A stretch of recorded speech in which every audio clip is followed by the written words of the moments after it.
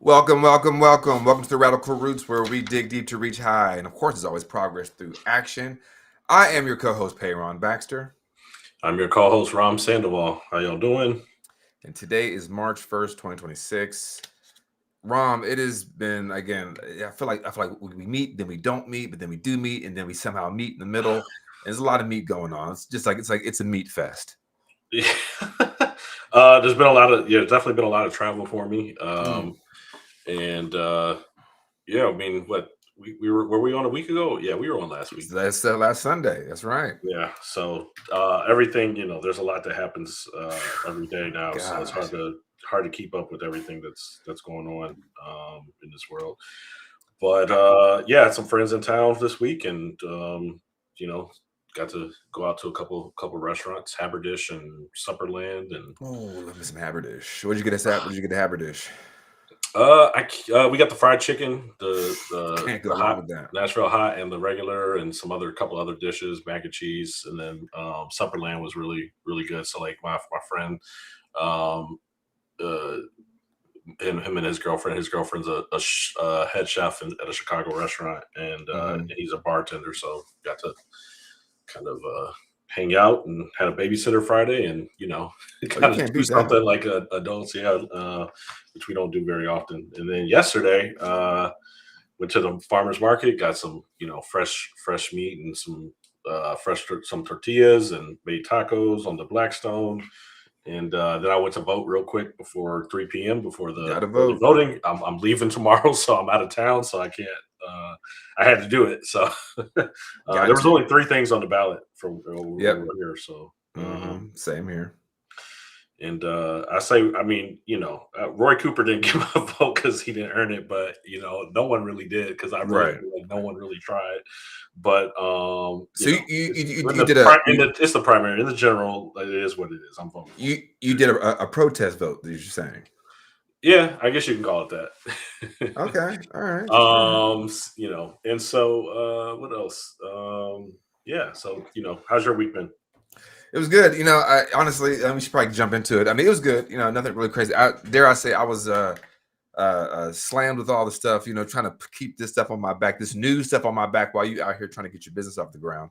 But it's funny. I had a second event today from the New Rural Project. I was talking to folks from last Sunday to this Sunday. I said, if you think about it, from last Sunday to this Sunday, because someone said there's how just the emotional roller coaster of the week is a black woman talking about how much she was talking about her personal life. But then I thought about it as she was talking. I'm like, yeah, from noon or 3 o'clock last Sunday to 3 o'clock this Sunday, what did we experience? We experienced Michael B. Jordan, Delroy Linda getting called niggers on stage.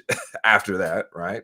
We experienced the State of the Union and Al Green holding up a sign saying black people aren't apes, and just really reasserting that we're finding out about people getting lynched more, and I mean, just as black people being under siege. We're finding out about 591 Black history books or Black author books being taken down. In Black History Month, the final week, and it's just like, and then of course we find out that there is potentially World War III. So it is a lot that happens in the span of just 7 days, Rom, and we're just trying to keep our head on a swivel. It's like, God damn.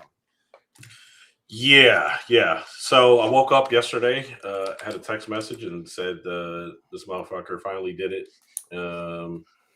Obviously in a negative way. And yeah, we were bombing Iran. So that's the big news of the week. Yeah, let's get into it. Yeah, and I think just to give people some context, it's important because I think sometimes when we hear about like the Middle East, it's all kind of like, it's just a lot of stuff going on. A lot of us didn't learn about it. I know, I mean, you have talked about it as we're talking about Israel and Palestine. What we were taught growing up inside the Imperial Core was like peace in the Middle East. There's something going on over there that's out of our business, and that was on purpose. I think people are actively coming together and understanding and awakening, right? They're grasping at the roots of things. How did this stuff start? And of course, it all kind of goes back. And I just want to give a quick 1,000-foot view of kind of what happened here or what happened in that area as we talk about Southwest Asia, Northern Africa, which is really should be called not the Middle East. But going back into the 50s in Iran, they democratically elected a a president. His name was Mohammed Mossadegh, and he had this novel idea of socializing the oil, right? Basically making sure that the money that they make from the oil that's in the ground that they stand on, that they've been there for thousands of years, that money and those resources go to supplementing and underwriting the education and healthcare and just the general quality of life for Iranians. At the time, of course, the Anglo-Iranian Oil Company did not like that shit. If you guys don't know who the Anglo-Iranian Oil Company is, you probably do because you probably got gas from them today. They're today known as BP. The British Iranian oil company, which again, so what do? They leverage the powers of the West to stage a, what was America good at, folks? Say it with me, a coup d'etat. And it was called it's called Operation Ajax in 1953 to overthrow Mossadegh. And then they put in their puppet, the Shah of Iran. The Shah of Iran was just like any other Western puppet, very friendly to the West, very friendly to Western interests, very friendly to Western capital. Again, it's kind of all around the same time Israel's even created, right? This is 1953. Israel was created 1948. So 5 years later, all this stuff happens in the same area for Western hegemony. So they have this Shah. He's brutal. He has an upper crust, very similar to what happened in Cuba, as we talked about what happened in Cuba, or in Venezuela, as we talked about on our shows as well. These puppets that are very amenable to Western interests. Until 1979. 1979 was the Iranian Revolution, led by Ali Khamenei, who was the supreme leader of Iran, who was one who was actually just killed yesterday. And he was the leader from then until now. So Iran has a very long memory. They remember us going in and disrupting them and taking from them and putting in people who will rule over them for the interest of people that don't look like them, don't think like them, don't have the history like them. Now, of course, there is the son of the Shah, who was the king that was put in. He lives in like DC and Virginia. Like he's been living in like a suburb for like since 1979 or 1980, I think, since he was in high school or college. He's now on like Western television, like MS Now and CNN. Like, I'm ready to go back and to rule Iran. Fool, you don't know where the bathroom is in Iran. Ain't nobody gonna put you in charge of 90 million. Iran is 90 million people, and it is twice the size of Iraq. And I think America really stepped in it. So I just wanted to kind of give people the historical history, context, right, of how we got there. And of course, on Saturday morning, as we were all asleep, Trump and his ailing mental faculties and melting pumpkin brain did Operation Epic Fury. And yeah, so I just want to give people that kind of backstory. But what do you think? Just jumping in. Yeah, I mean, it's definitely good to have the background knowledge. I mean, with all of these conflicts and wars that we're getting into, they try to act like everything just started, last week or a couple of years ago. The first time Israel was ever attacked was 2023. Like, they think October people have 7th. short Right. memory, no awareness of history. They don't teach a lot of the modern history in schools and high schools and stuff. They teach you things that happened till the civil rights era, but they don't give you they talk a little bit about World War II, World War One, but they don't give you really much history on modern conflicts and U.S. imperialism and the things that we've been meddling in, South America, the Middle East, and so these things come to a head, and we just have these warmongers. Like, I think every president in the United States has to be a war criminal to some degree by the nature of the role. I think, but I think that these wars have been started by these Republican presidents, these in the Middle East. Trump had came in and said at one of his rallies, I think in 2024, I could tell you that we're not going to have a war with him as president. Like he said, he was. So this is the anti-war president, the peace president, the same president that changed the Department of Defense to Department of War. It doesn't even make sense, right? Like, why would you change your Department of Defense, which it's been for probably since its existence, to Department of War? And Pegseth has been warming up the troops to be these fighting. What does he call them? The bringing back warriors, the warrior ethos, and all this bullshit. So it's been very clear that the motive wasn't defense or defending the country. I think I got a few clips I want to share, kind of leading into this, but let's see what we got here. So I remember this one first. And you see Trump. I will tell you, you're not going to have a war with me, and you're not going to have a third world war with me. That I can tell you. I will tell you, you're not going to have a war with me, and you're not going to have a. So then we got that. That's out the way because this guy's a liar. No. And then where we're going with this, I think I want to give context before I get some things off my chest because I think controversial opinions, right? But this was from today. Let's see here. In action. Earlier today, CENTCOM shared the news that 3 U.S. military service members have been killed in action. As one nation, we grieve for the true American patriots who have made the ultimate sacrifice for our nation, even as we continue the righteous mission for which they gave their lives. We pray for the full recovery of the wounded and send our immense love and eternal gratitude to the families of the fallen. And sadly, there will likely be more. Before it ends, that's the way it is. Likely be more, but we'll do everything possible where that won't be the case. Yeah. It's the way it is. The way it is. But that clip of him, clearly, again, his faculties are melting down. Reminds me of I don't know if you've seen the clip. I think I might have had it here. Let me see if I got it here real quick. Of it's not working. But of Lord Farquaad from Shrek, where he's like, "Some of you will die, and that is a price I'm willing to pay." And it's like the exact same thing that Trump is saying right now, right? And look, I know on this show is no fan of the George W. Bush presidency. It's no fan of, even again, we talked about things with Barack Obama or even Joe Biden and, underwriting. But at least they lied to us to get us going. They had Colin Powell sully his whole reputation in front of the UN, holding up that vial of quote unquote yellow cake uranium to lie us into a war.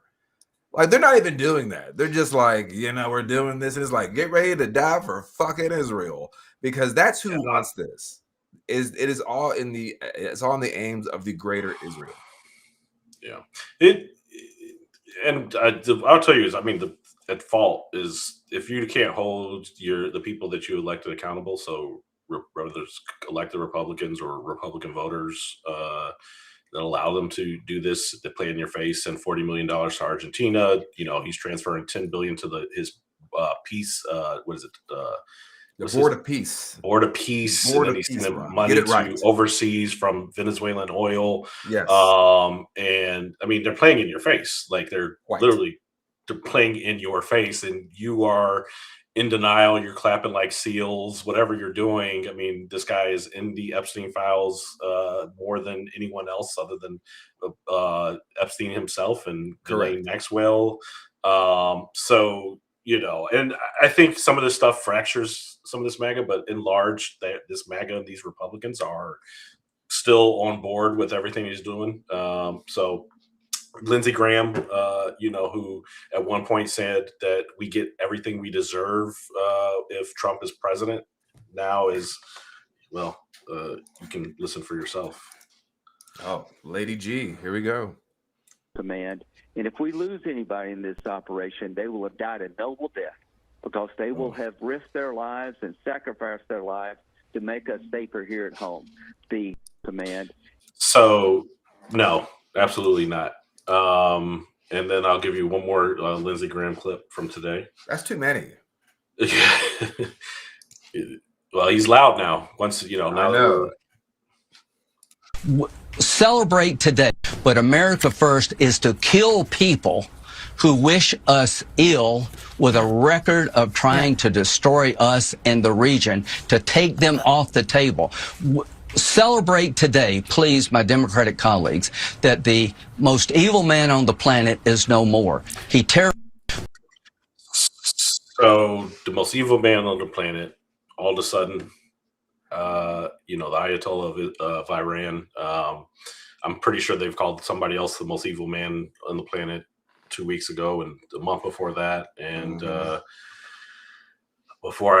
me get one more. I got Netanyahu. And this is what we're fighting for. ליבי יוצא למשפחות, ואני שולח בשם... סיימתי עכשיו פגישה עם שר הביטחון, הרמטכ"ל וראש המוסד. נתתי הנחיות להמשך המערכה. אתמול חיסלנו את הרודן חמינאי, יחד איתו חיסלנו עשרות מבכירי משטר הדיכוי. כוחותינו עולמים עכשיו בלב טהרן בעוצמות הולכות וגוברות, וזה רק ילך ויתגבר עוד יותר במהלך הימים הקרובים. ועם זאת, אלה ימים כואבים. אתמול כאן בתל אביב, ועכשיו בבית שמש, איבדנו אנשים יקרים. ליבי יוצא למשפחות, ואני שולח בשם כולכם אזרחי ישראל איחולי החלמה לפצועים. אנחנו במערכה שבה אנחנו מביאים את כל כוחו של צה"ל, כפי שלא היה מעולם, למערכה הזאת, כדי להבטיח את קיומנו ועתידנו. אבל אנחנו מביאים למערכה הזאת גם את סיועה של ארצות הברית, את ידידי, נשיא ארצות הברית דונלד טראמפ, את צבא ארצות הברית, ושילוב הכוחות הזה מאפשר לנו לעשות את מה שאני מייחל לעשות כבר 40 שנה. להכות את משטר הטרור שוק על ירך. כך הבטחתי. He's been telling us he's not lying, he's been telling the United States for 40 years that Iran is nuclear was, weeks away from a nuclear weapon. I can remember for the last 10, 20 years myself. So I think we're at a kind of an inflection point with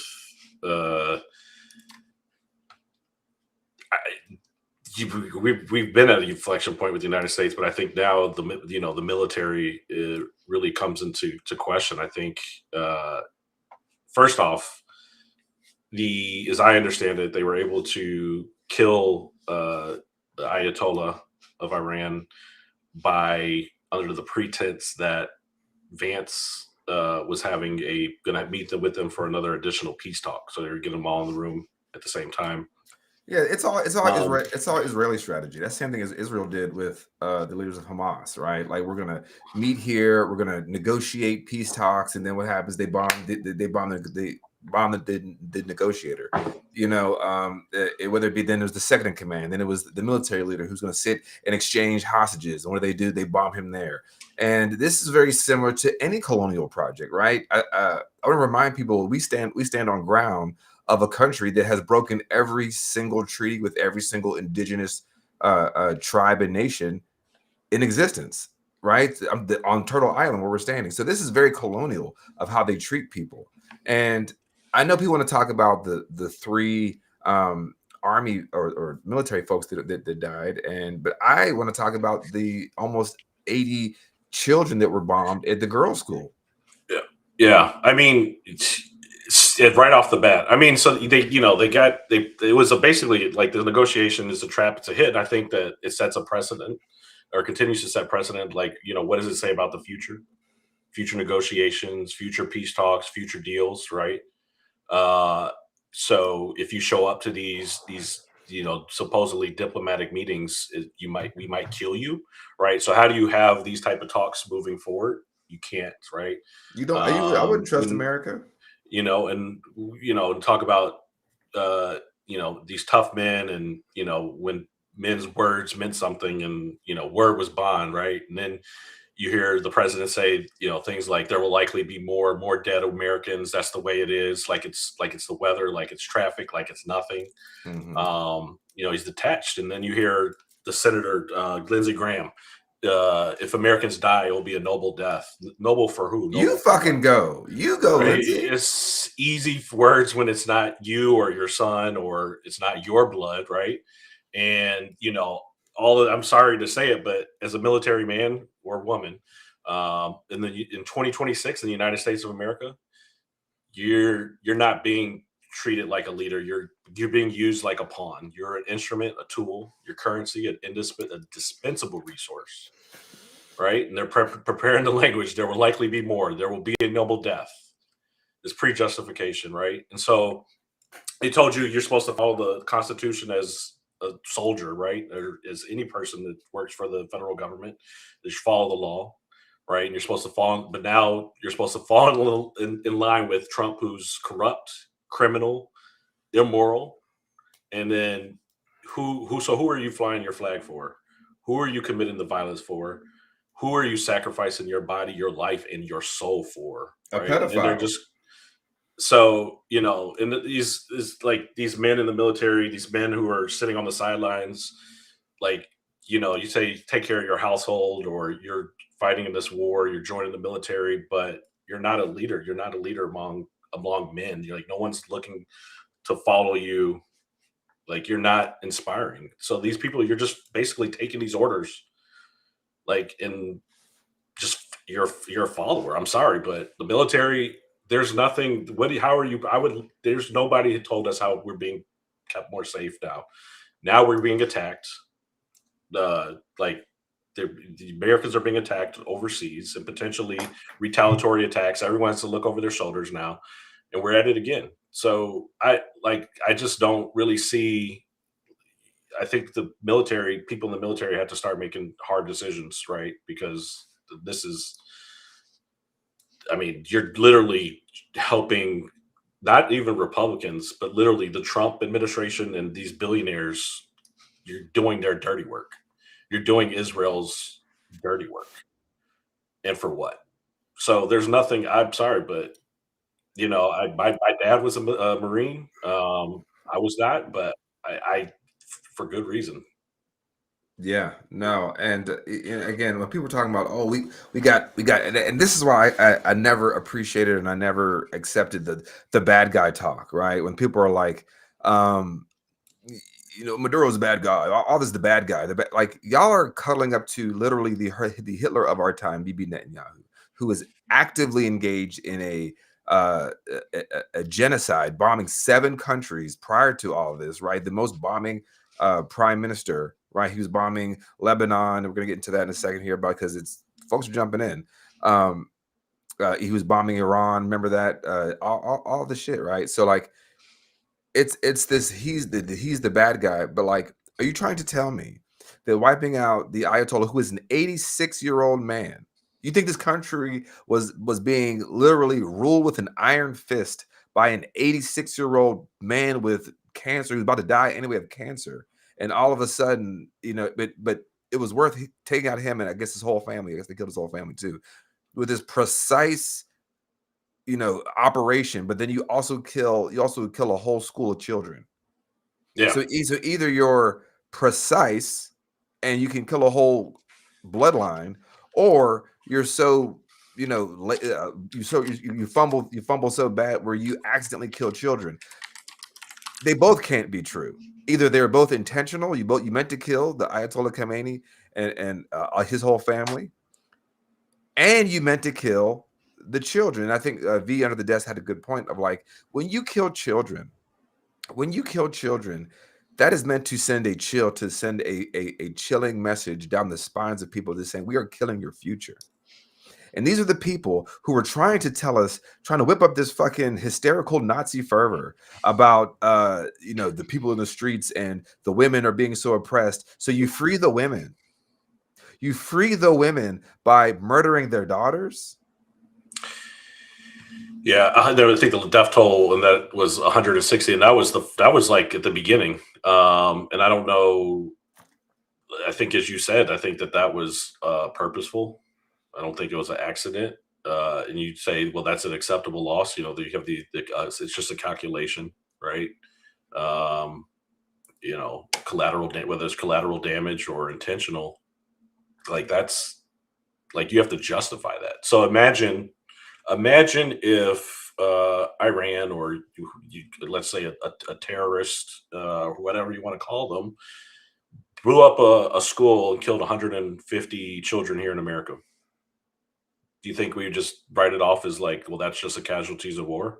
Well, I think Like, I think it also shows like how much like terrorist is a political function word, right? Like right. you can kill a school full of children, and that is water under the bridge. But I've seen 3 headlines before we even jumped on tonight about the 10 Israelis that died and how they were teachers and they're humanized and they were loving and all this shit. But literal children, someone who woke them up that morning, told them I loved, gave them breakfast, put their clothes on, gave them a hug and a kiss, ushered them out the door, talked to them about their dreams, said, I love you, daddy, I love you, mommy, gone. But I got to give a fuck about some motherfuckers who were dancing in a shelter who could not speak sideways about a fucking genocide in Israel. And Israel is being bombed. And honestly, I'm like, whatever. And Iran said that they are going to teach Israel and the United States a very harsh lesson. And I'm like, teach them. Yeah. It's with all this technology and intelligence, it's not, I don't think it's an accident, as you said, like, so it's not acceptable. Like, if you want to take out the leader and do all this shit, like, look, at this point, what the United States does is like, we're so far gone. But when you started off day 1, hour 0 almost, right? Like, and you kill innocent children, I don't know. I think we're the terrorists too. We as in the United States of America are the terrorists. But it's never not been a as you terrorist. said, you got the state power behind it because it's not, somebody with a bomb strapped to their chest because one side has weapons capable of doing it. So people have to start thinking about the whole perspective of what's going on here and stop thinking about it in a one-sided manner. Because then in the past 30 hours or so, I've saw 2 potential where they're saying that there was some shooting in Austin, Texas. Yeah, they're saying some man was he's wearing his Iran shirt. Okay, it's very convenient. These people always have some insignia to just say that, hey, fuck ICE on a bullet, or something that's anti-ice, all this, all just very convenient. Anti-ice, right? It's not even the right slogan. Yeah. So anyways, look, whatever it may be, retaliation, it's wartime. So I don't think that, I'm not saying that anyone deserves to die, and I'm not saying anything crazy like that.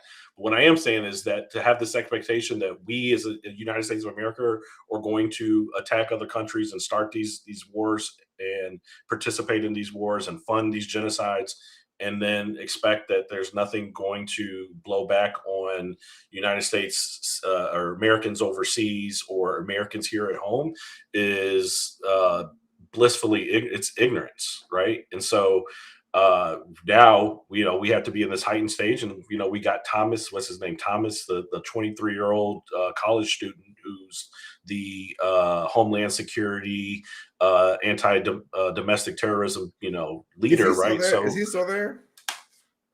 Who knows? Like, I mean, I think the whole point is so that there are attacks here on American soil, so that they can justify more retaliation against immigrants, more retaliation, more viciousness against Muslim Americans or Muslims in general, so they can cancel elections. So there is more hysteria. All of it is just it's downhill from here, man. It's going to get worse. I say every week, it's going to get worse before it gets better. And people got to wake up. So. Yeah, no, you're right, man. And and it's funny because a lot of these MAGA folks and there's like diasporic Iranians out there who are like, yay, Trump, I'm so glad that you did this. I'm so glad. And again, I go back to the most vulnerable people. And they're sitting there in fucking Miami. They're sitting there in, Washington State or in California or wherever, and they're sitting there and they're second generation Americans talking about my father had to flee. I just gave y'all the history of Iran. The people, again, always think about when people are diasporic, first generation 30, 40 years ago, think of the history. There was a Western puppet, the Shah, and then when he was deposed in 1979, so when people are saying my family lost everything in 1979, your family was of that upper crust who was sitting on people. Does that mean that Ayatollah Khomeini was not brutal to people? Absolutely not. Absolutely not. But that's on the Iranian people to overthrow him. That is on them to shed that blood to overthrow him, because there was the Iranian people that overthrew the Shah.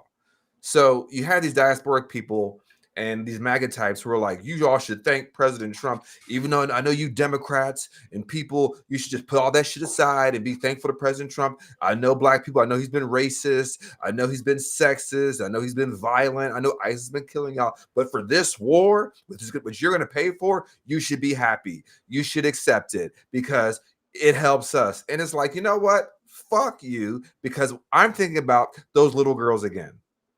Those little girls, you're happy about the Ayatollah Khomeini. And again, those little girls who had ideas and dreams and their favorite, stuffed animal and their favorite doll and their favorite food are fucking dead. And you're saying those little girls were worth it?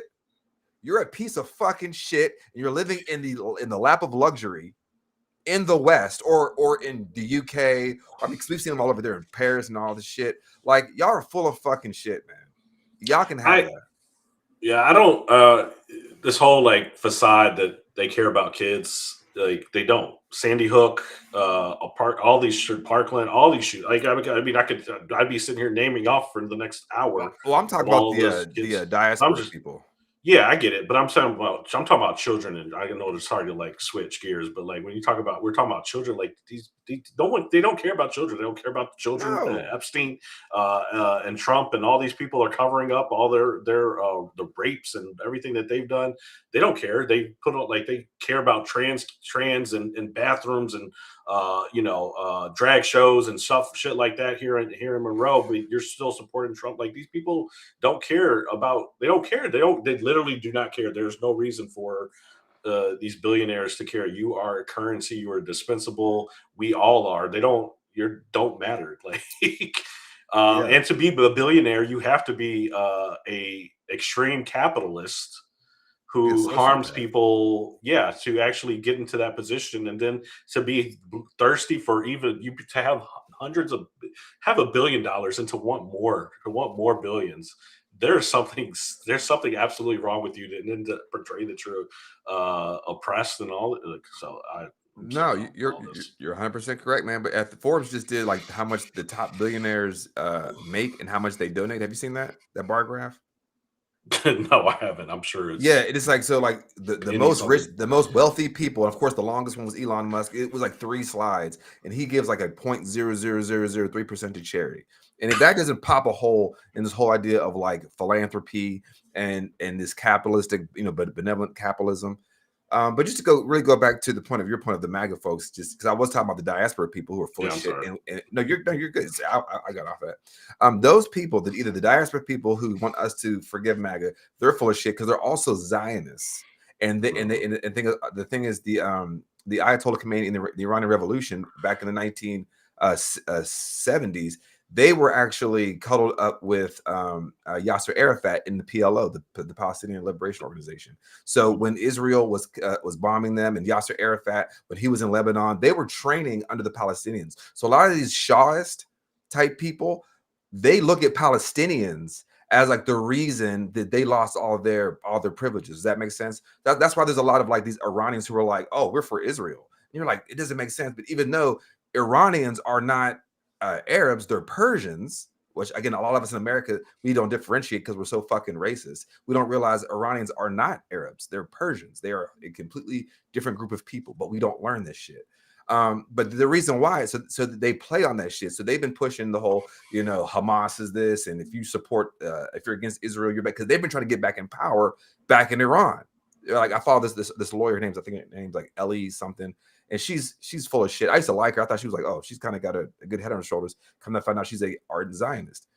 But these people like her, and then I've been seeing like these white, MAGA folks and military folks who are like, yeah, they're out in the streets cheering us on.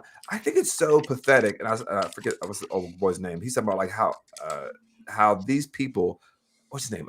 OG from the town. He was saying these people have to siphon joy from someone else. Like they're like, oh, they're overthrowing their tyrannical government. They're doing all, they're in the streets. They overthrew, their dictator, blah, blah, blah, because you don't have the balls to do that. You don't have enough money to eat. You don't have enough money to pay for your health care. You don't have any money to pay for your education, but you're happy. You have to osmosis through your phone the joy of, even if it's short-lived, people across the diaspora cheering on their toppled dictator because you won't topple your fucking dictator. And that to me is so pathetic, and it says so much about MAGA. These people that are all for the fanfare, but they ain't trying to get their fucking hands dirty. They don't want shit. All they want is, can we just suck Trump's dick? And if we do that, we're fucking happy because please more Daddy Trump, please more Daddy Trump. And it's like, y'all don't stand for fucking nothing. But what you got? I was gonna just one more pivot here. Okay. Go ahead. I was gonna say so, but with that, Iran has shut down the Strait of Hormuz.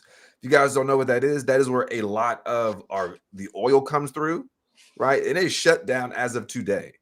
So I would expect when the bell rings tomorrow of the stock exchange, expect to see some bloodbaths. Expect to see some kinetic energy happening because our prices, we have no idea how they're gonna open that shit back up or when. And just be aware that they ain't fucking around. And they want to hurt us economically, and they want to hurt, and they've been hitting military bases. I don't know if you saw the videos of Israel being bombed and Jerusalem being bombed, and they don't know what to do with themselves. They're like, what do we do? What do we do? And it's like, yeah, this is what y'all, to a degree, this is what y'all fucking get. I mean, yeah, like, to get me to muster up some feelings of like, I can't believe this is happening, I'm not gonna get it. I mean, the expectation to have the expectation of a war if it's one-sided, like, it's not really a war, right? Like, I mean, I think you talk about the war on Hamas or the war on, like, I mean, we're on drugs, and it's just so far lopsided. I mean, in the United States, we've lived this privilege of, like, generally speaking, like, we don't get attacked here. And when we like, in terms of like a traditional military attack, I mean, Pearl Harbor, it was probably the closest like thing to a military attack. 9/11 obviously was an attack. It wasn't a traditional war attack.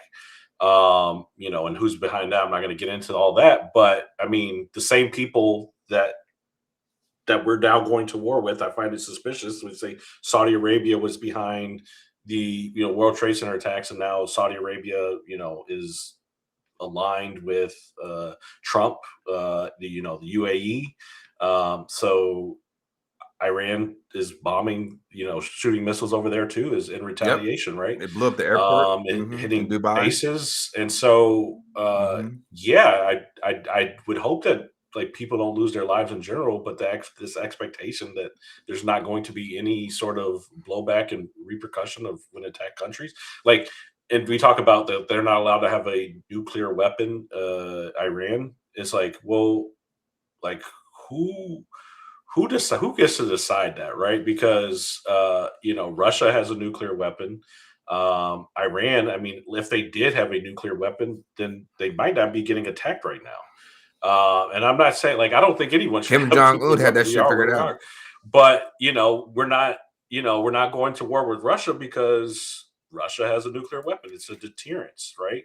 And here we have Trump with the nuclear codes, and I don't put it past them to end this rapidly at some point. I don't put it past them. I'm just saying. No, yeah. So just be aware that they ain't fucking around, and and as I said earlier, Hezbollah has entered the chat. So Israel and the United States thought they could just do their thing, and we're going to dominate. But the thing is, Israel gets their bombs and their equipment from us, and they've been what have they been doing for the past 2.5 years? They've been committing a genocide in Gaza, so they've been depleting a lot of their munitions and their ordnances.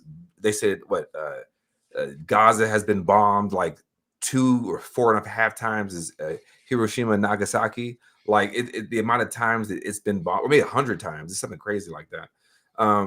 So they're running out, and then of course the United States is running out because we basically give them our old munitions, and then we buy new ones. That's how these aid packages work for these foreign governments. We don't actually give them money. That money legally has to be spent in America for American munitions, and then we give the old stuff to these countries like Israel, who gets the most, because then they use that for the Iron Dome, quote unquote defensive munitions.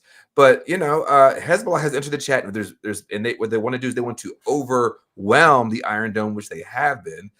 They have cratered multiple streets. Those same people who used to go to Sardat, which is the hill they're supposed to look down into Gaza and watch them mow the lawn. They're fucking scared now. It ain't no fun when the rabbit got the gun. Y'all was cool with that shit when y'all could just sit up there and watch, people running down and scurrying out of a concentration camp. Now you got giant ordinances, and Iran said that's our old shit, dog. They said we haven't pulled out our new shit yet, dog. They said y'all ain't even ready for that shit, y'all. You're like we gonna drop some shit. This gonna be like, okay, we ain't even realized. And like the idea, it's something you said earlier where you were like, I don't want anybody to die. Why are y'all starting this? We cannot start the I don't want people to die once you can't throw a rock and hide your hand. That shit cannot fucking go down. And the thing is, these people that voted for Trump, these people that were the Zionists and don't talk about the genocide and blah, blah, blah, y'all go to the front with no fucking ammunition. You get on those front lines and you go defend Israel. You go defend Lindsey fucking Graham. You go defend Donald Trump, not Barron Trump, not Yair Netanyahu, who's in Miami with his mother. The Netanyahus, your son got to go bleed for the blue and white imaginary illegal state, but the Netanyahus are in 305 MIAO with Rick Ross. That's where they at. Yeah. One more clip before we change gears. Just gonna tell you that they're different. This is a different this Trump and his regime, or this administration.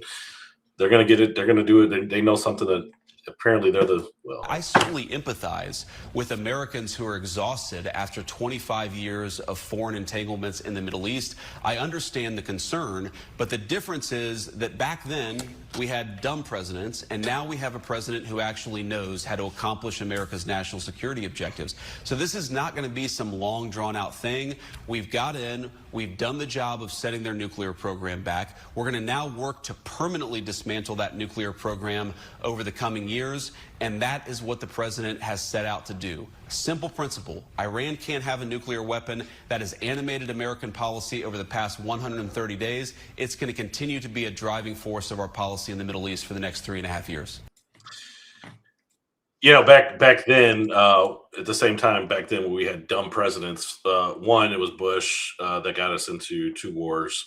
2, Donald Trump was president for 4 of those. 3, through that the year that the war was still going, and 3, J.D. Vance was calling Donald Trump Hitler back then. So just to kind of put things more again in perspective, and Trump's of course the smartest president that ever lived, but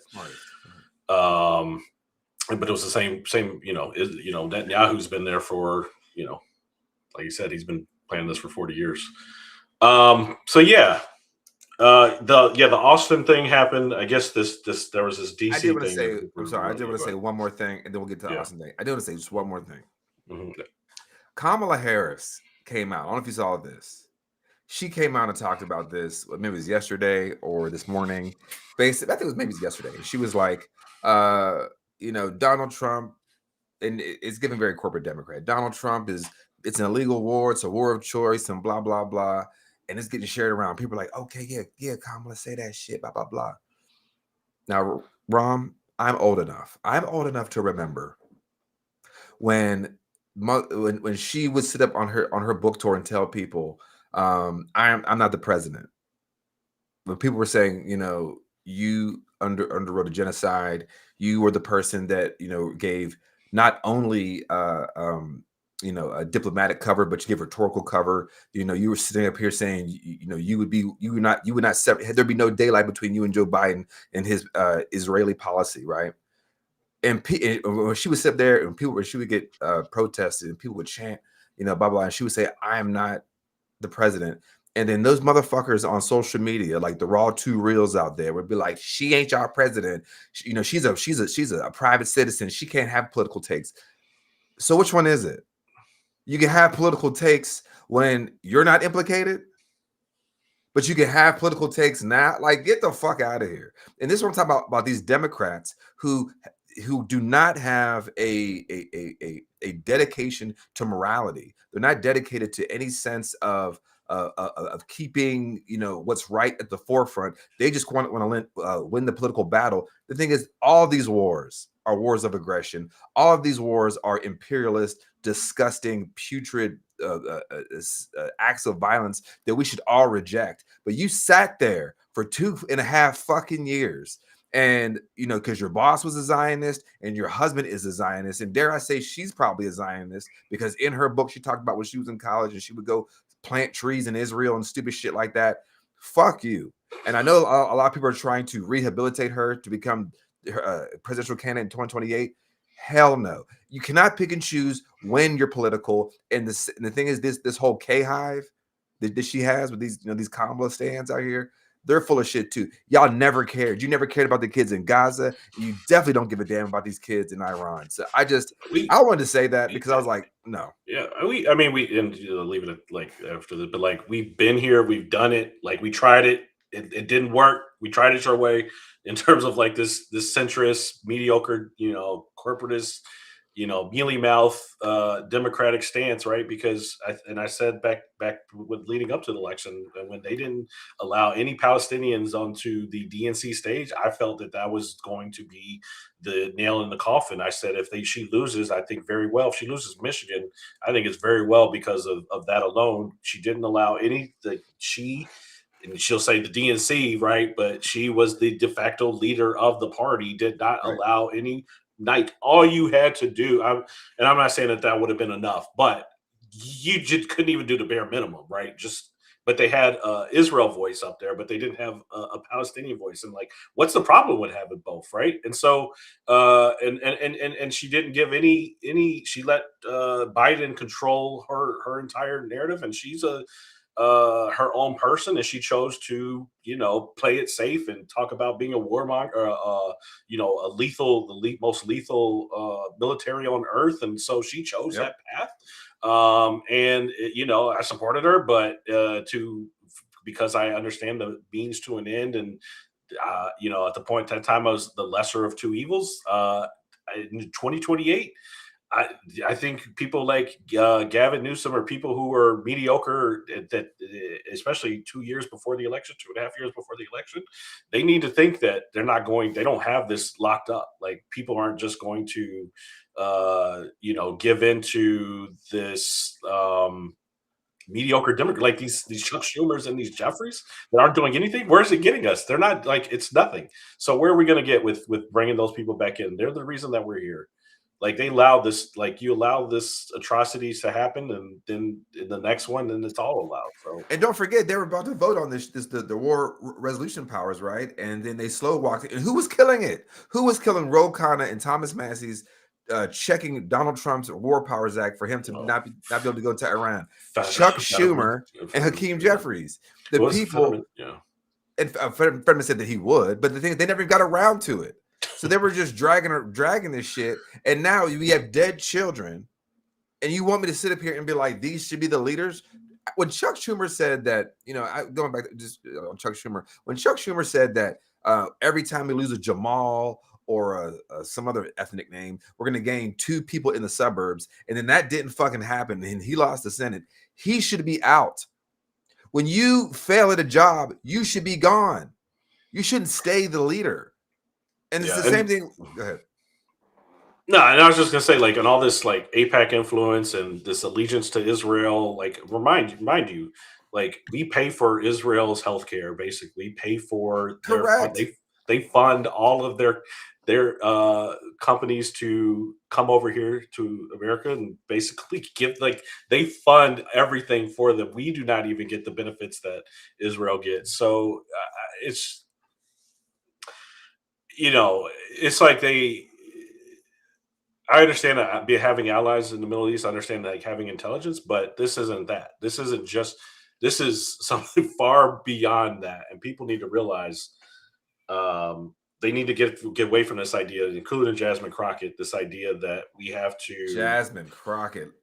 I'm glad I don't have to vote in that. I mean, to be honest, I'd probably vote for Tallarico. And they're another one that they My kept God. They have a K-Hive type following. J-Hive, yeah. Jive. Yeah, so it's a jive turkey is what it is.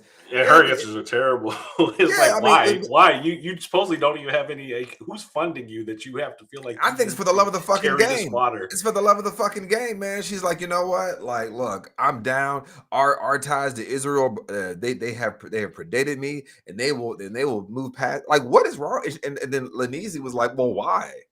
Like, why does it have to be that way? And the thing is, if you're not going to challenge power, and I get it, you'll stick it to Trump and blah, blah, blah. But like, that shit's going to run itself short when we're seeing more and more dead children. When there's more and more flake draped coffins. When more and more people are going to realize, like, hold on. And people are worried about fucking anti-Semitism.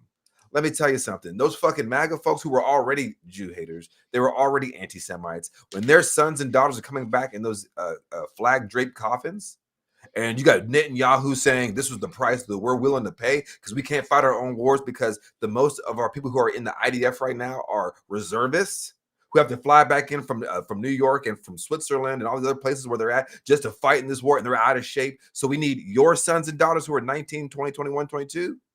I'm telling you, man. I'm telling you, bro.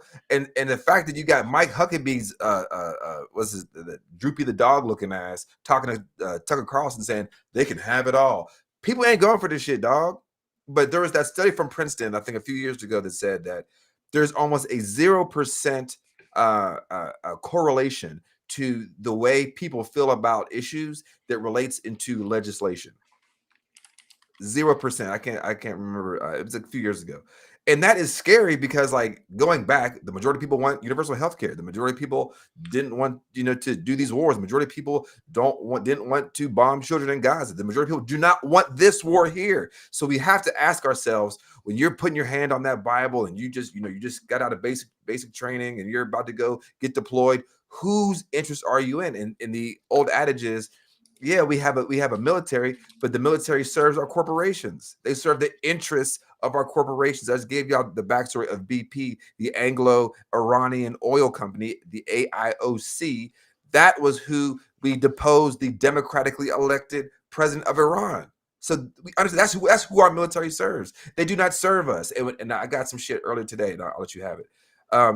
Someone was like, "Oh, you don't like America. You don't like what they're doing. Blah blah blah. You can get the fuck out, and you're not a Christian, blah blah." And they're protecting your rights. And I'm like, how did my rights get over in Iran? Who put my rights over there? The soldiers are how I get my rights. Last time I checked, it was the Constitution gives me my rights. Not some soldier who wants to get a charger, who lives in Fayetteville, who's about to get his legs blown off and come back with an eye or be jangling a cup on the side of the road that we will not give a fuck about. That 22 of them kill themselves every fucking day. We're supposed to sit here and care like about about your fucking national. You're a nationalist, and then I realize they're nationalists. And the most patriotic thing you can do is say, I dissent from my government. That's the most patriotic thing you can do. Y'all are fucking bootlickers. And whatever Daddy Trump says, oh, I'll stroke the shaft and swallow the gravy. They don't give a damn. Oh boy, pissing me off. Yeah, I mean, it's crazy. And the United States military, I think the people who are serving the military, I think a lot of people. I don't think there's an archetype of people that join. There might be some archetype of people that join the military, but it's not like ICE, for example, right? I think people join for a number of reasons, whether it's to as means to an end in terms of going to college, getting, having some form of employment. But I think at this point you have to realize that means to an end is not enough, right? Means to an end. So is joining ICE. So is selling drugs. So is, robbery. It doesn't make it righteous. So I think people have to really start to question again, like what they're actually doing and what their role is in the military as we continue to keep doing this over and over. So anyways, try to go to a couple other subjects. Yeah, other stuff.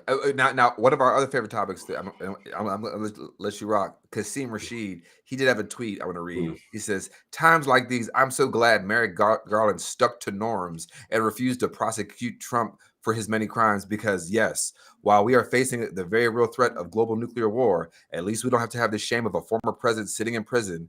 But that would be embarrassing." I was like, "Damn, that's spot on."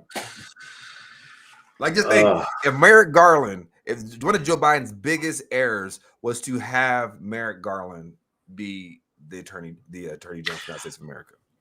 Yeah, at this point in 2026, the fact that Democrats are trying to hold on to these norms, these democratic norms, is like, what are y'all, like, what world are you living in? Like, I just don't know. He also said that one other thing Kasim said, that he said USA has been at war for 232 out of its 250 years of existence. This is only a nation to use atomic weapons, and for 93% of its existence, USA has waged war or been in some war or another. And now in year 250, it wages more war, an illegal attack on Iran, and I feel we'll see more atomic weapons. Also, in that little defense bill they passed in December, one of the things they said was basically like every male 18 to 25 will be auto registered, which you were supposed to register for selective service anyways. But in the December 2026, every single male in the United States will be automatically registered. So if they do bring back the draft, it is something to be aware of.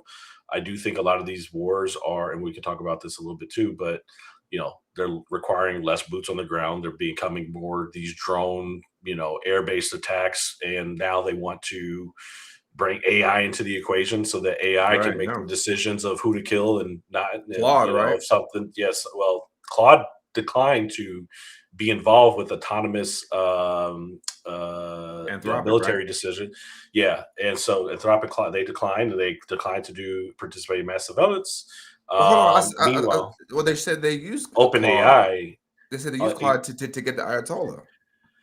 So, and at what capacity, I don't know, but like they do have a military decision. What they're basically saying is that they can't make autonomous decisions to, I think it was this exact verbiage, but how AI is being used, I think it matters, right? But if you're using it for the most nefarious purposes, for example, making a decision to strike something, or making a decision to kill people, and to use a calculation to say this is an acceptable, number of casualties to justify means to an end. So you're leaving it to AI or an algorithm to make those decisions, and then you as a military general can wipe your hands clean to say that, like, oh, I didn't make that decision, the computer made that decision.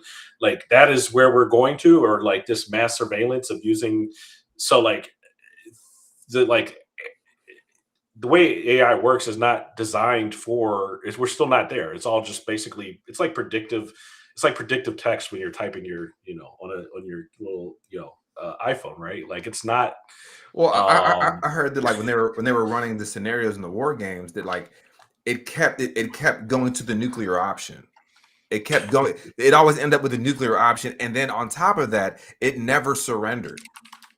So when there's moments of, like, when we were either within Vietnam, we pulled out. Like, when they ran these things through the war games, the AI was like, "We're not backing out. We're gonna send more troops in, bomb more people." And it gets to this, and this is the whole point of movies like Terminator 2, right? Judgment Day was that, will the AI get you to the point where, like, it'll just kill everybody because it's not a human. It doesn't have to take into consideration some of these things, and it wants a maximalist approach to these foreign policies to ultimately win. And that is what's scary, and that's what Pete Hegseth, or Skeet Kegbreath, as we like to call him on this podcast, That's what he wanted. He wanted none of the guardrails and just for give it to us just like that. Yeah. So, All right, moving on. they basically so we might as well talk about this now because they basically because Claude or Anthropic came in and said that we're not going to what was the exact verbiage? They said no amount of intimidation or punishment from the Department of War will change our position on mass domestic surveillance or fully autonomous weapons. Anthropic wrote, using administration's preferred name for the Defense Department. I can't remember if it was $200 million or 200 billion, like maybe probably $200 million contract that they have with the United States government. So they said, well, they're going to pull it out in 6 months. Trump came back and said, U.S. will never allow a radical left woke company to dictate how our great military fights and wins wars. Said the left-wing nut jobs at Anthropic made a disastrous mistake trying to strong-arm the Department of War. So, I'm so sick of these motherfuckers. I think y'all fucking go. Y'all go and fight these fucking wars. And so then OpenAI came in and signed a deal, and they had very carefully worded ways to kind of side skirt what they were actually doing, but they came in and said, yeah, we'll basically fill in the gap. Yep. And mind you, OpenAI started off because they were supposed to be the ethical stewards of AI. They kicked Elon out of that conglomerate. And what ended up happening was they started to steer away from that and become more towards a for-profit company. And a lot of the executives who disagreed with that left and went to Anthropic. And that's how Anthropic came about. And so Anthropic is for now standing their ground, trying to remain ethical. And I think it's a very gray space of what's ethical as long as it relates to AI. But I think that they're still on the right side of history. OpenAI, unfortunately, I don't think that that's going to be the case. It comes down to money. So, it's a shame unfortunately, we have to wait on the benevolence of billion dollar multinational corporations to do what's right. Honestly, someone's got to do something, and I really do think we have been so conditioned to be so individual that people do not see that it is time for collective action.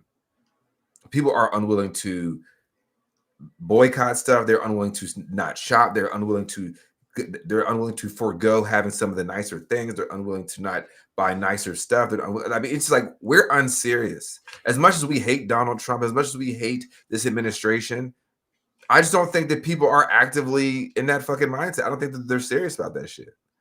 And someone like myself who understands that all this is interconnected, I just see so many people out here who are just like, someone else is going to handle that.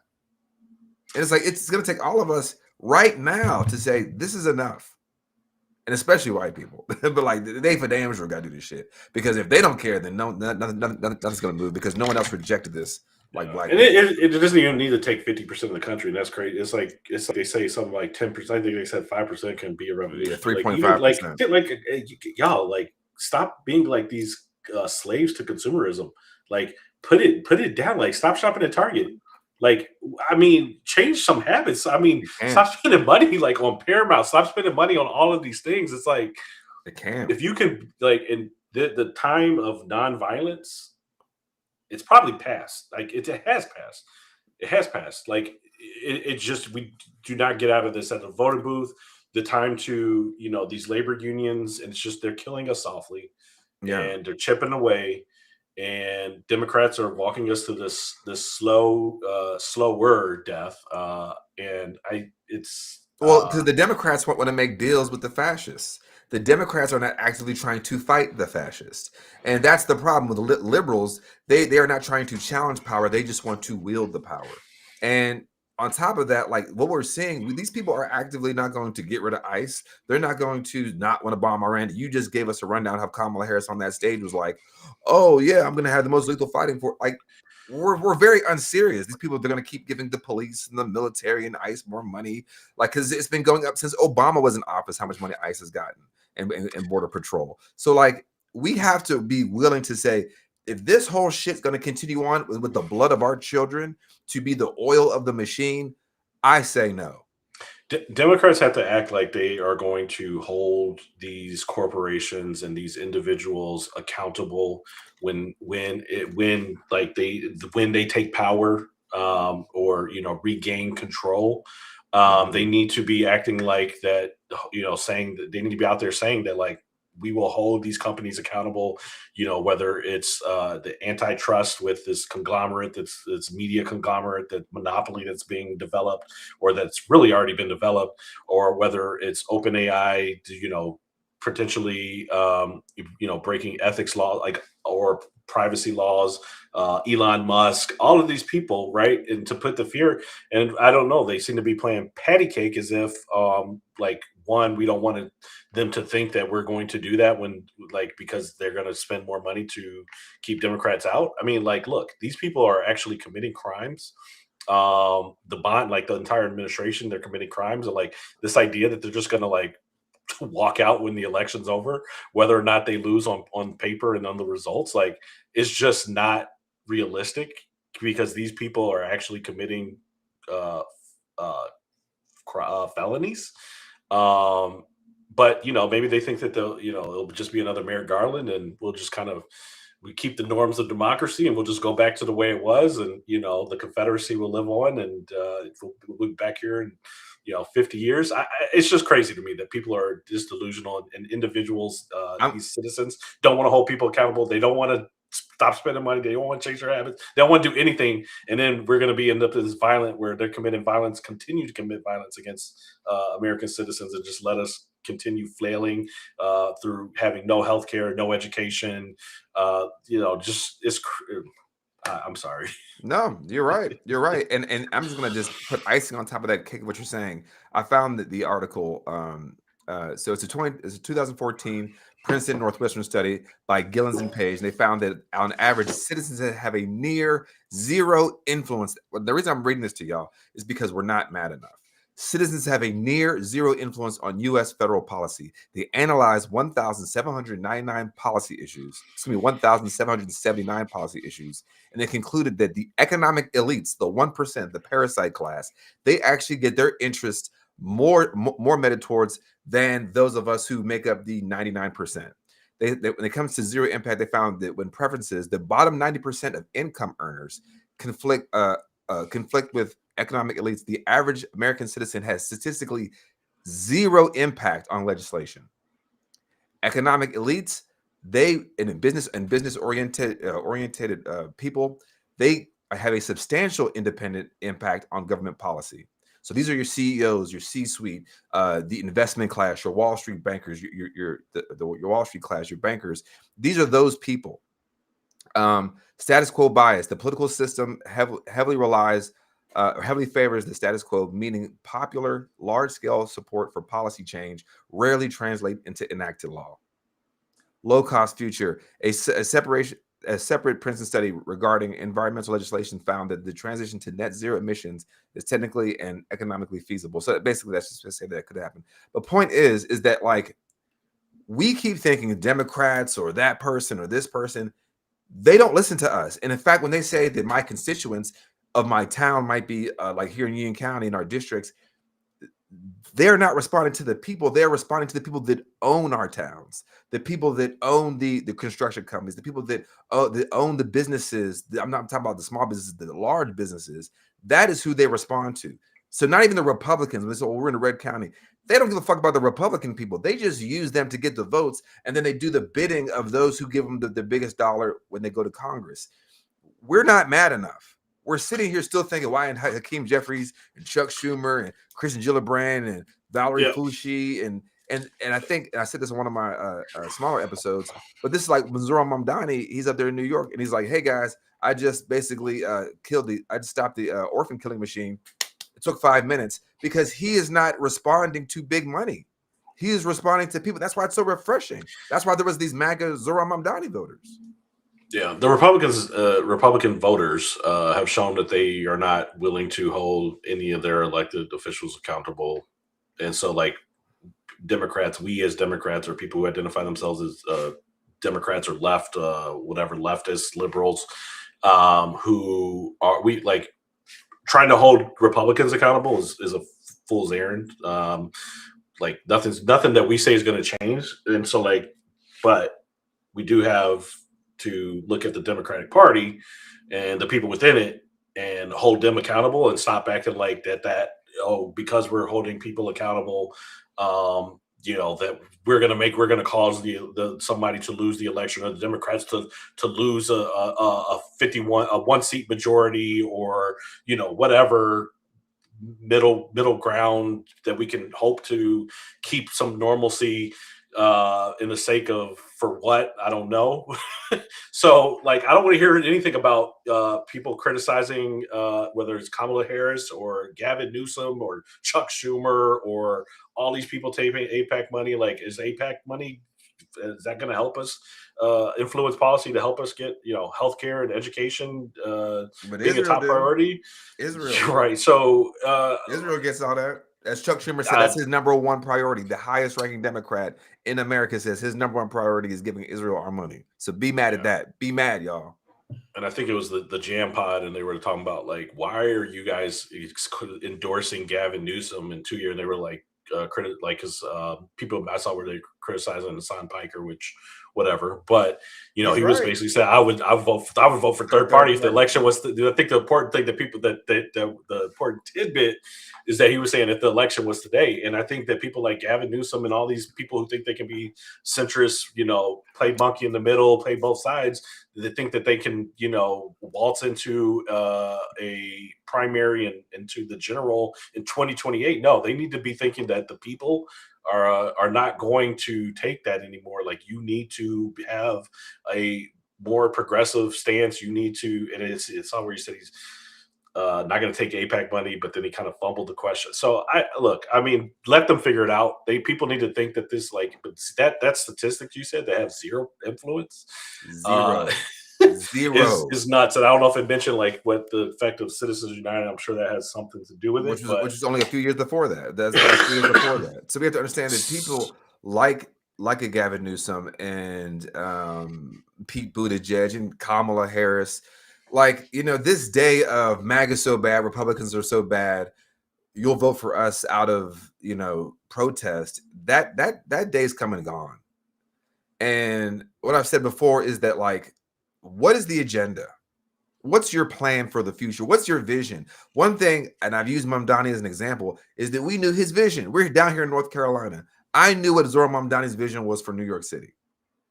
And people say, oh, that's crazy. That doesn't work everywhere. It does, because one thing about politics is what connects with people is storytelling. When you tell a story about people who are downtrodden, and how this system is the enemy, and then who backs that system, creating an us versus them with a collective against an enemy is very galvanizing. And the thing the Democrats don't do is create that enemy. In fact, they say the enemy, we're going to work across the aisle to work with that enemy. And that's the problem. And they have these people who want to tell us that, the best thing we could do is ask for incrementalism. You're dying today. You're harmed today. Please wait another election cycle, another presidential election cycle. You're hungry today. You're bleeding today. But Mamdani is a masterclass of look into him with how he's sets a platform, very, very easy to understand, repeats it, how he stands to his principles, how he's able to take a question and flip it back and to ask a better question. He's very masterful at what he does. Even out of politics, I'm looking at him I can learn something in terms of oh, for sure. And then when you he goes into an office with Trump and he knows how to put his ego aside, but put his ego aside to the point of butter this motherfucker up a little bit, just so, and then you come out with it. Meanwhile, people like Schumer and Jeffries go into his office. They look like Reek from Game of Thrones. They look like little lost puppies that on some chains, and they get nothing out of it. They look stupid. They get nothing out of it. Tim Walz is over here. If you're dropping going out the race, if you're dropping out the race and you're over here, trying to be tough, in your like mahogany room and say these things and we're not going to allow it, and then you basically like just go on to like buckle for things that matter, like you're not doing anything beyond it, you might as well have just kissed his ass a little bit and got something out of it. Like, Yeah. I mean, seriously. So Mandani is a template. I'm not saying that you have to have his personality, but I do think that you can learn something in terms of communication. I think communication is probably what the best thing you can learn from Mamdani as a person or a politician. I think it's message discipline, as you said, but it's also being willing to ask the people what they want and then run on that, right? Like, I think since his race, what's the word we've heard since the Mamdani race that all Democrats are using? Even some Republicans are using now. What's the word? Affordability. Affordability, right? But they're not saying what's unaffordable. Say maybe housing costs and the grocery costs. They're not saying this system, the oligarchs who are ostensibly trying to gut and then buy up all the properties or buy up all the assets for them to then privatize it all to put a shackle and chain around our necks to make right. He's using all those things to say that's who I'm going up against. I do not want to be in a big tent with the billionaire class, as Gavin Newsom said. We need to be taxing the billionaires, and who's against a wealth tax against billionaires? Gavin fucking Newsom. So like, when people say the Big Tent, we had Chase Franklin on. We talked about the Big Tent, but what are the tent poles? We can't just be like, well, we're all just Democrats and we're not those crazy Republicans, because we're gonna you're gonna start letting those Republicans. What do you stand for? You're gonna start letting those Republicans in, and those people who are, or whatever you want to call them, MAGA, fascists, white supremacists, Nazis, neo-Confederates, whatever, they're going to be coming in and they're going to harm the people who are inside the tent already. Yeah. And you can't have that. And that's what's happening right now. Then they'll say, well, look, the Democratic Party split. You let a bunch of fucking Nazis in. You want me to sit and listen to Tim Miller and fucking, these ex-Republicans and the Lincoln Project people who built this shit, who built this racist, violent, sexist system and made a lot of money. And now they want to sit there and finger wag at us. I'm like, why aren't y'all doing this? The reason y'all got anything, weekends, holidays, or minimum wage, a little bit of healthcare, is because of progressive people pushing back against this system. And now they're trying to tell you that you're too progressive because you care about this group they are actively attacking. You care about trans people. While there's 389 trans bills going across the country, you care about the woke black stuff as 591 books were banned during Black History Month. You care about women's rights as women are bleeding out in cars in parking lots. Do you see what I did there? That's a story. Democrats can't do that. They're too busy sitting there saying, well, we got a poll tested. Who said it? Does the Obama podcast bros, does the Pod Save guys, do they like this? No. Talk to the people. It is your responsibility to get every single vote you want in your candidate. It is your responsibility.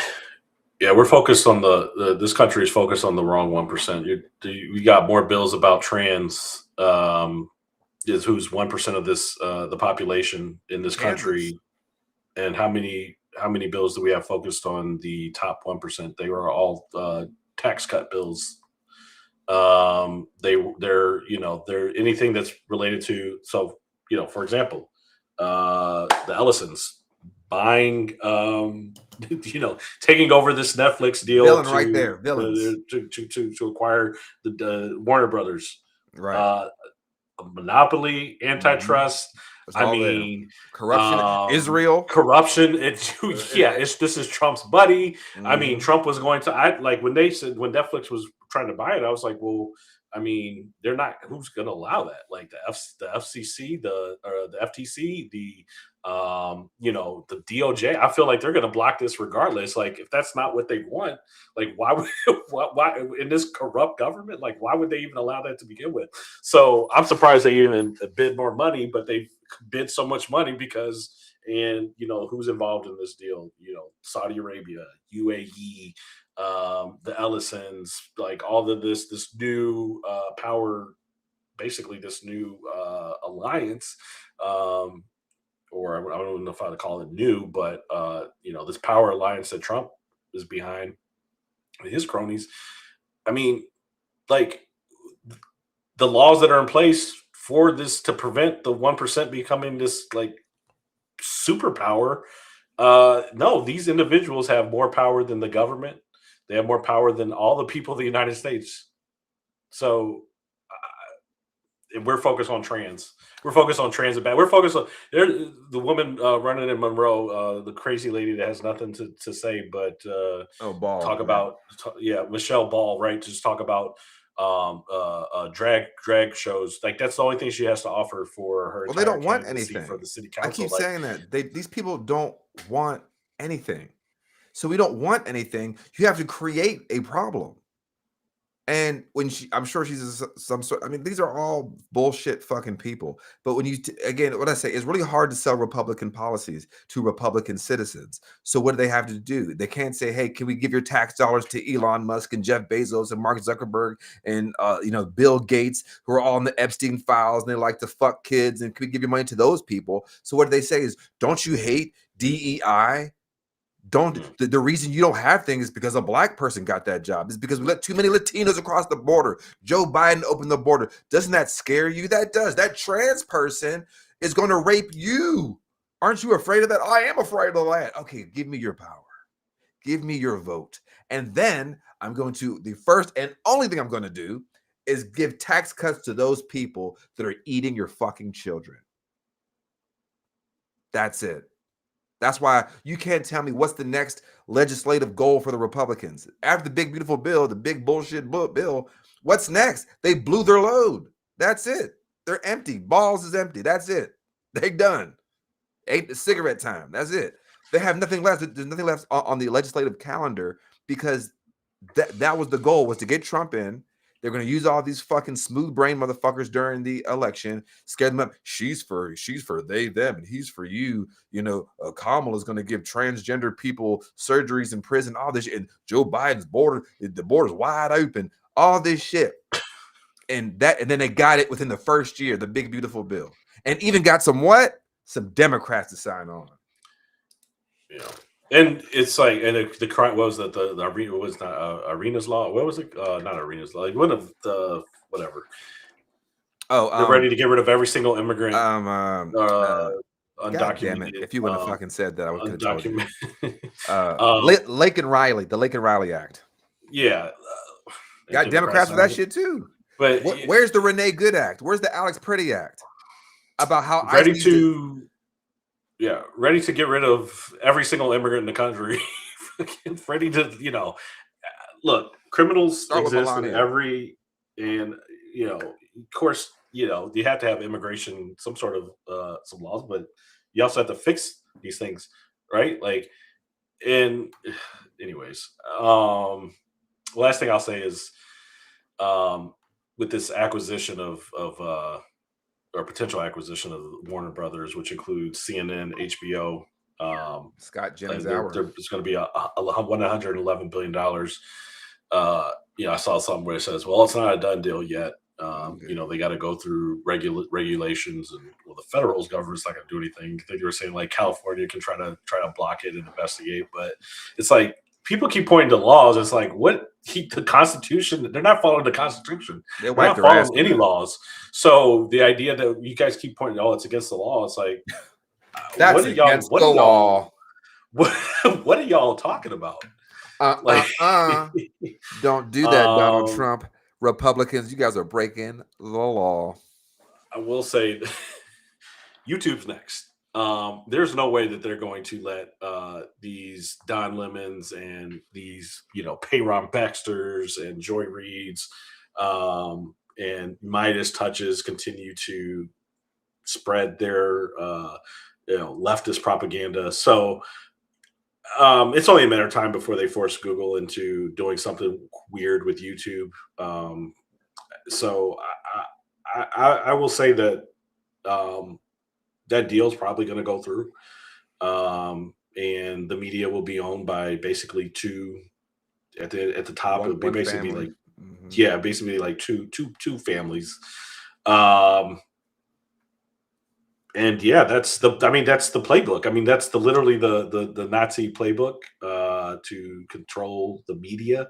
They've been acquiring it piece by piece. And these things happen iteratively. Like, I don't know why people can't like grasp their mind around that. Like, these things are happening that lead up to this. Like, oh, we're not Nazi Germany. Like, well, the problem is people look at the end result. People say like, there's no gas chambers, but you have to look at, if you're going to look at, how to stop the next 9/11, you don't find buildings that have fallen down, right? You think about what happened prior to the planes hitting the building. Think about what led up to that point. And that's what they don't want to do because all the signs are there, right? The insurrection, the things Trump's doing, the things the administration's doing, the control of the media. And these people are so dead set on being allergic to reality.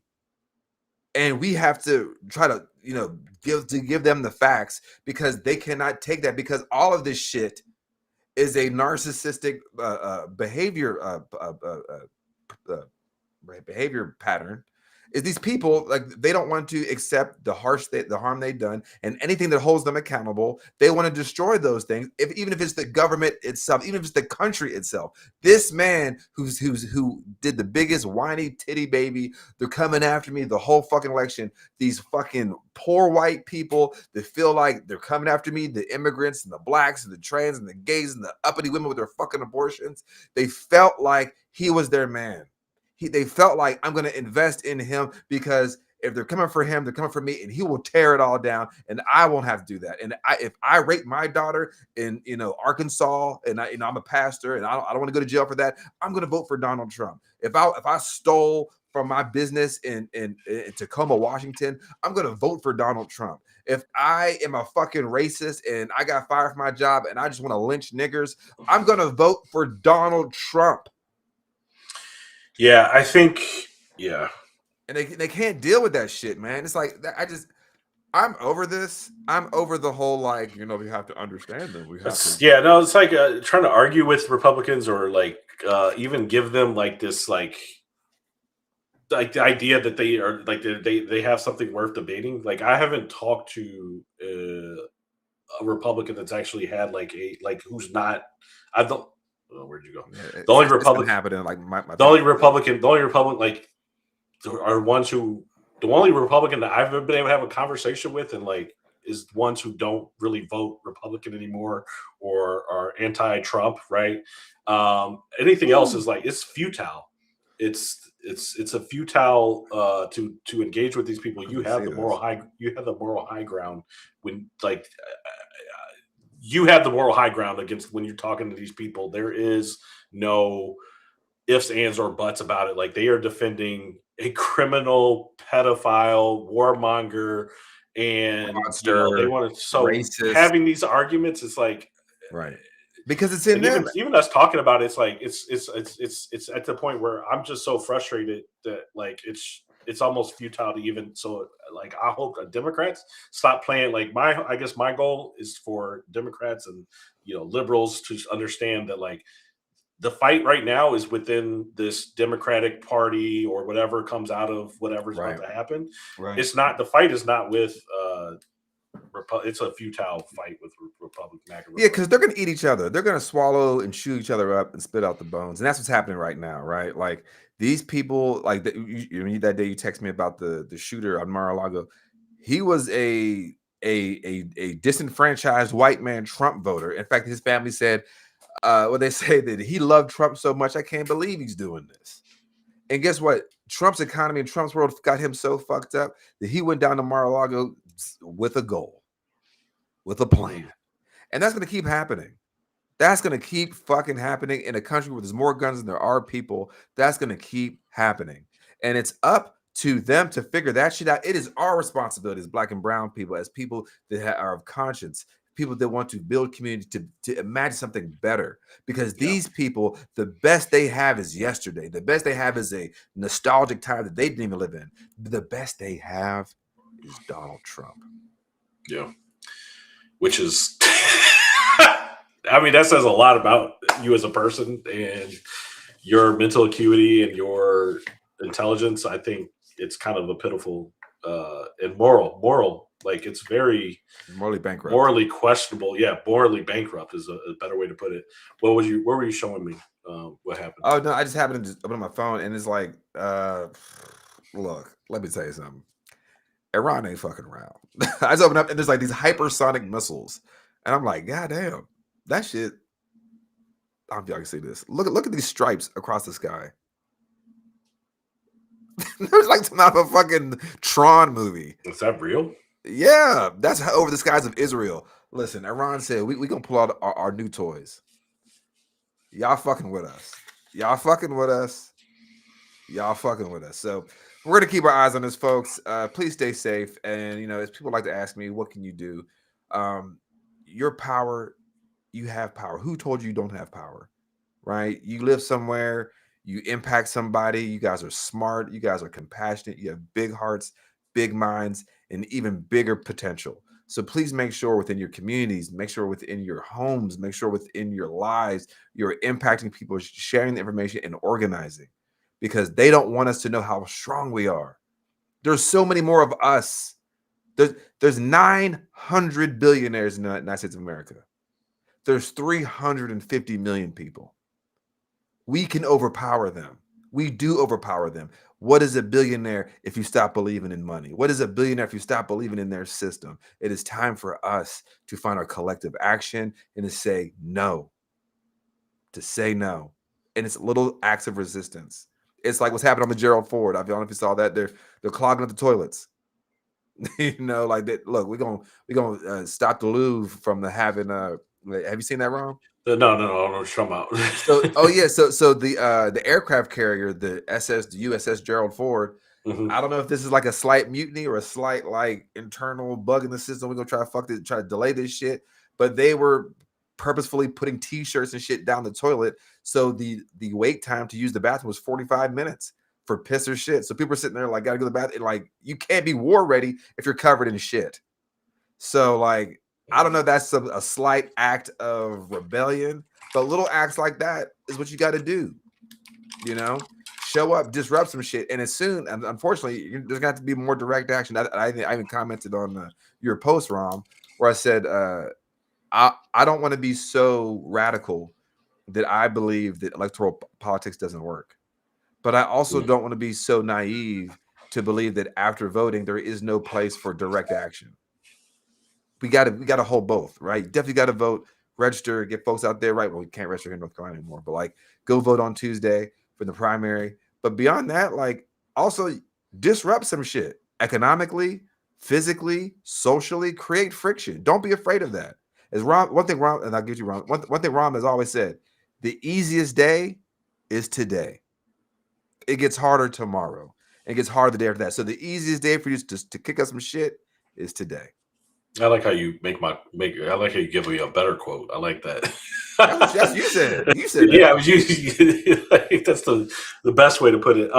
Yeah, I mean, I think we need to act like we need to assume that there is not going to be a free and fair election in November. We need to operate as if that is the case, right? So the worst case, let's say that's one of the worst case scenarios, Sure. because people can't just sit here, because otherwise that means that people are just sitting here and just say, oh, well, the election in November will fix it. We'll get out of this. Yeah, we'll vote this out. No, it needs to be like 10, 20% like margin. I mean, some craziness. Too big to rig. And you need to be ready for whatever comes, whether it's ICE and stormtroopers at the polls, voter disenfranchisement, drive people 5 miles to vote.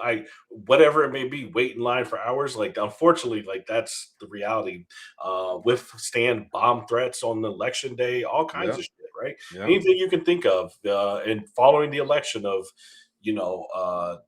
delegitimizing the results and fighting for it for 3 months and sitting in the Supreme Court or whatever court it may be. I mean, we sat here for 3, 4, 5 months for Allison Riggs in the Supreme Court over something she won.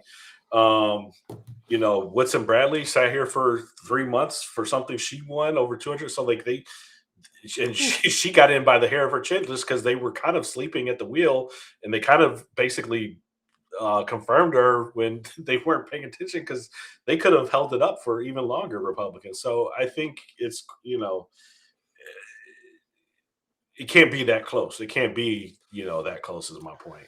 Folks got to get involved. And You if saw you what already happened in voted, 2000. That's half the reason why we're here. Al that's Gore right. won the That's election. just right. The Supreme Court gave 541 votes. this world might be a completely different place right now if that didn't happen. As students of history, they tell you should never look back and say what if, right? That's actually they should teach you shouldn't do that. But as people who really didn't have autonomy in this country, black and brown people, you have to live there a little bit. You're like, because that's how we survive. You're like, if these motherfuckers didn't do this, we wouldn't have had that, and it's like, yeah, y'all got to get this shit together, because sometimes us not reflecting and not saying if y'all would have done better allows the can to get kicked, allows the status quo to continue, allows the harm to become even broader and grander. We don't have time for that shit, right? Like, people got to understand, like, hey, you didn't do your part, and voting is one part, but it's also disrupting. It is also having this conversation. It is also making things more awkward and making things more difficult. And what's the old phrase? You got to get comfortable being uncomfortable. Do those things. You're somewhere. Be the president of your street. Are the potholes filled? Are the lights on? Are the kids saved? Are you checking on people? Once you start to have that connection, the biggest antidote to authoritarianism is community. And that's what we have to do. So we're well over time, Rom. I mean, I know we're trying to keep it to an hour, but this was it was popping. It was popping. Yeah, so to leave it off at the NAACP Awards, yes. I guess they aired yesterday. It did. I don't know when they filmed. And I didn't watch the whole thing yet, but I didn't watch any of it. I saw the clips. And black entertainers get up there and they use their voice and their influence on the podium. Mm-hmm. They don't softball it.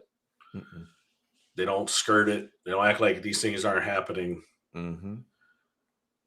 And you look at some of these other award shows, and you might have a Billie Eilish, a young woman speaking up, and a few other white folks, or what's his name from Aventura, or what's his name? Romeo. Yeah, Romeo Santos. Romeo Santos. Sorry, yeah. That dude's skirt. Like he stuck his whole foot in his mouth, and then try to fix it at the Nuestro Lo Primero Awards. Like, dude, and try to play monkey in the middle, try to like wordsmith it and play both sides, and like playing both sides is fucking weak. Took his glasses off. Like, playing both sides is weak. You're fucking weak. You need to stand on some business, pick a side, have some principles, stop being a little bitch. And so, anyways, I watch these people get up there, multiple people, and they said it, and Viola Davis was so poetic with it. And you think about, and I just think about, like, Maya Angelou, who was just quoted here in the chat, and like just throughout history of how black folks in general, like, have just been so like poignant, and poetic, and and just grace, like with grace, and handle these things. It's like Michael B. Jordan, Delroy Lindo handled it with grace. I mean, it's such a beautiful thing, and then to just like put these words in a way that's like just so powerful and just holds so much weight. We can go out with a clip. I don't know if you should play the Deion Cole or Viola Davis. Which one should we? You trying to go funny? You trying to go deep? Which one? Let's hear. I want to do here. Viola Davis, if y'all want to stick around and watch it. But, starts on. Whoops, get this commercial out of here. If y'all want to stick around and watch it, but that's a good one. It was funny listening to Deion Cole. That is very blunt, like in terms of funny. So that's just it's the key. It's the key. So I'll leave it here and wish everyone good night.